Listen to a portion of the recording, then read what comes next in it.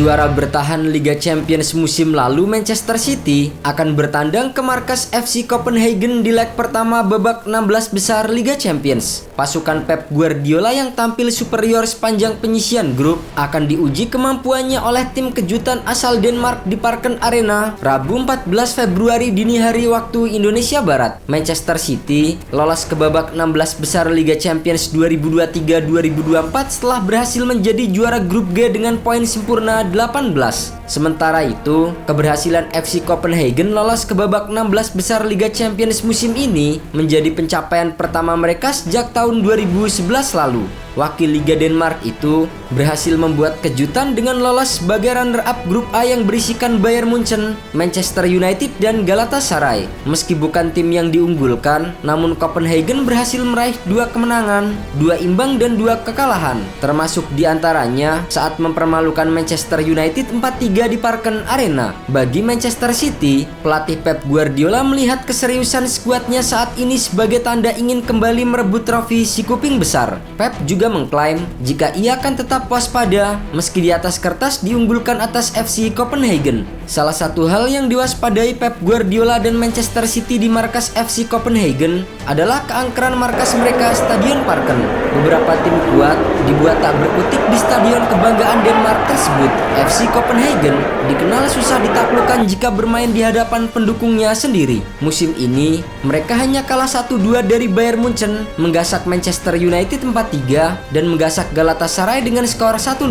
Apalagi Manchester City ternyata juga pernah merasakannya di musim lalu. The Citizens yang musim lalu menjadi juara Liga Champions hanya sanggup bermain imbang 0-0 di Parken Arena menghadapi tuan rumah FC Copenhagen di fase grup. Mereka menghadapi grup melawan Bayern Munchen, Manchester United, dan Galatasaray, salah satu grup terberat, dan mereka lolos. Kami bermain 2 tahun lalu dan tidak bisa menang di sana. Pep Guardiola menambahkan bahwa pihaknya yang dibantu para staf wajib mempelajari cara bermain FC Copenhagen. Manajer asal Spanyol itu menegaskan bahwa tidak ada pertandingan mudah di fase gugur. Meski mengkhawatirkan kejutan yang akan dibuat oleh Copenhagen, Guardiola cukup senang dengan progres pasukannya yang terus meningkat dari hari ke hari. Phil Foden dan kawan-kawan berhasil mencatatkan 10 kemenangan beruntun di semua ajang sejauh ini. Ditambah lagi, kembalinya Erling Haaland akan membuat skuad Manchester City semakin lengkap. Apalagi di pertandingan terakhir Liga Inggris melawan Everton, Haaland langsung mencetak brace untuk kemenangan 2-0 atas The Toffees. Di sisi lain, FC Copenhagen tidak mau dianggap remeh oleh tamunya Manchester City. Keberhasilan mereka lolos ke 16 besar untuk pertama kalinya sejak 2011 merupakan hasil kerja keras Kevin Dix dan kawan-kawan. Kini, mereka berambisi melanjutkan tren kejutan dengan mempermalukan Manchester City di depan pendukung fanatik mereka. Sejauh ini, Copenhagen telah memainkan 18 pertandingan Liga Champions di markas mereka. Meski hanya dianggap sebagai tim mediocre, namun menariknya mereka hanya menelan 2 kekalahan dalam 18 pertandingan tersebut. Bahkan, klub sekelas Barcelona yang saat itu dilatih oleh Pep Guardiola dan diperkuat oleh pemain-pemain bintang seperti Carles Puyol, Gerard Pique, Sergio Busquets, Xavi Hernandez, Andres Iniesta hingga Lionel Messi tak mampu meraih kemenangan di Parken Arena. Itu adalah tim yang kemudian memenangkan Liga Champions kedua dalam 3 tahun.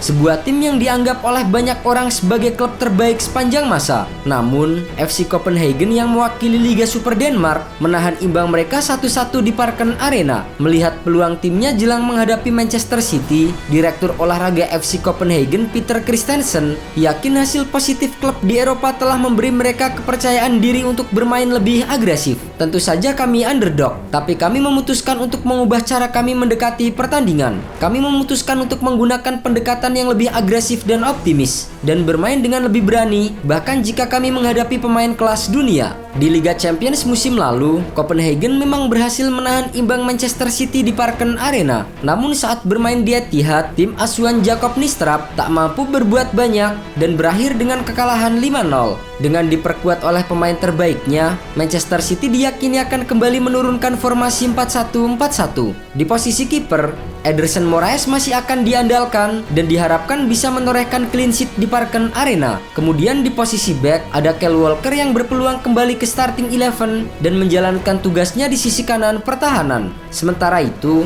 John Stones akan mengisi satu tempat di jantung pertahanan dan diharapkan akan tampil solid. Di posisi back tengah, Ruben Dias tentu masih akan menjadi pilihan utama. Namun, back asal Portugal itu harus berhati-hati karena sudah mendapatkan satu kartu kuning. Sementara Nathan Ake akan mengisi posisi back kiri. Diharapkan Ake bisa menjalankan tugas dengan baik. Lanjut ke lapangan tengah, Rodri akan kembali diandalkan sebagai kunci permainan.